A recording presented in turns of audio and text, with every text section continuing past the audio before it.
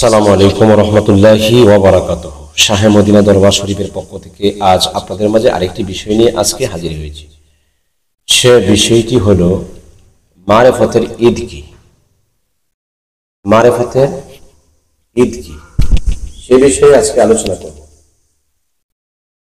শরীয়তের ঈদ আমরা জানি যে রোজা পালন করার পরে যে ঈদ আসে পরের দিন শাওয়াল মাসের প্রথম তারিখ, সেটাকে ঈদ এবং কোরবানির ঈদকে শরীয়তের ঈদ বলা হয়।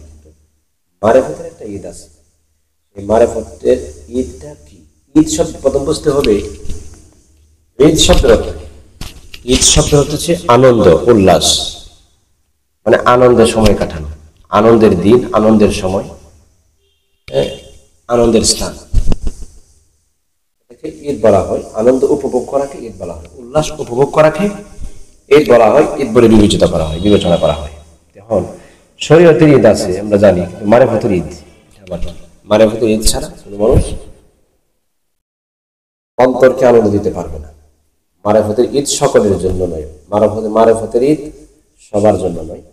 যারা গুরু ধরেছেন, পীর মুর্শিদের হাতে হাত রেখেছেন, বায়াতে রাসূল গ্রহণ করেছেন, যারা তরিকত গ্রহণ করেছেন, তারাই শুধু এটা বুঝবে, তাদের জন্য মারেফতের ঈদটা। এই ঈদটা কখন? এই ঈদটা হচ্ছে, যেমন আমি কথাটা ব্যঙ্গে বলছি বোঝাইবার জন্য, ভিডিওটা কিন্তু শুরু থেকে শেষ পর্যন্ত দেখবেন। যারা গুরু ধরেছেন তাদের জন্য, যারা ধরেন নাই তারা ধরে নেবেন।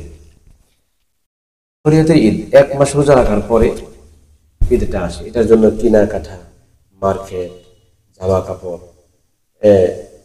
এই যে আপনার যে বাহ্যিক যে জগৎটা, এটাকে আমরা সাজসজ্জা করি, আনন্দ উপভোগ করি, আনন্দ উল্লাসে কাটাই। কিন্তু অন্তরের মধ্যে একটা ঈদ আছে, কলবের মধ্যে, কলব যে শান্তি, আত্মা যে শান্তি, আত্মার একটা আনন্দ আছে। এটা পৃথিবীর কোথাও গেলে পাওয়া যায় না, এটা একমাত্র পাওয়া যায় যারা গুরু ধরেছেন, গুরুর কাছে যারা আত্মসমর্পণ করেছেন, গুরুকে যারা কাছে পেয়েছেন। মাত্র মুর্শিদের কাছে গেলে, মুর্শিদের সহবতে, মুর্শিদের মহাব্বতে, মুর্শিদের দিদারে, মুর্শিদের মোলাকাতে যখন একত্রিত হয়, তখনই ওইটা আশিকের জন্য, ভক্তের জন্য, মুরিদের জন্য, মুর্শিদকে যখন কাছে পাই, মুর্শিদের যখন সহবত পাই, মুর্শিদের যখন মহাব্বত পাই, মুর্শিদের যখন দিদার লাভ হয়, তখন এই আত্মাটা যখন আনন্দে উল্লাসিত হয়ে যায়, তখন এটা মারেফতের ঈদ। এই ঈদটা হচ্ছে তরিকত যারা গ্রহণ করেছেন তাদের জন্য। তখন রোজার ঈদ বলেন, কুরবানির ঈদ বলেন, সকল কিছু চাইতেও যদি মুর্শিদকে কাছে পাই, তখন সব কিছু ভরে যায়। এটা বাহ্যিক দেখানো ঈদ, আর এটা হচ্ছে গোপনের ঈদ, মারিফতের ঈদ, মারিফতের আনন্দ, মারিফতের উৎসব, মারিফতের উল্লাস। একমাত্র যারা গুরুকে ধরেছেন, গুরুকে যারা বিশ্বাস করেছেন, মুর্শিদকে যারা হৃদয় থেকে ভালোবেসেছেন। তবে এটা সবার ভাগ্যে জুটে না। হাজারে একজন, শতে একজন, হাজারের মধ্যে থাকে।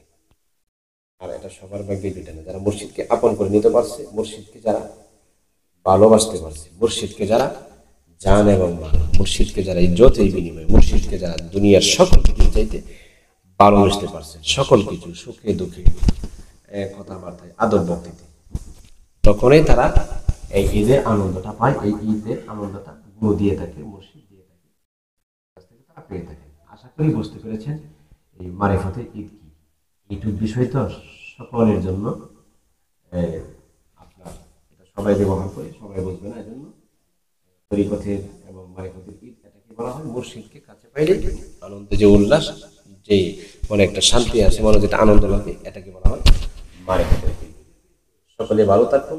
শাহে মদিনা দরবার শরীফ, গাবতলী, বৌরাই, কিশোরগঞ্জ সদর। স্ক্রিনে দেওয়া নাম্বারে প্রয়োজনে যোগাযোগ করবেন। লাইক এবং কমেন্টসের মাধ্যমে আমাদের মতামত জানাবেন। আসসালামু আলাইকুম ওয়া রাহমাতুল্লাহি ওয়া বারাকাতুহু।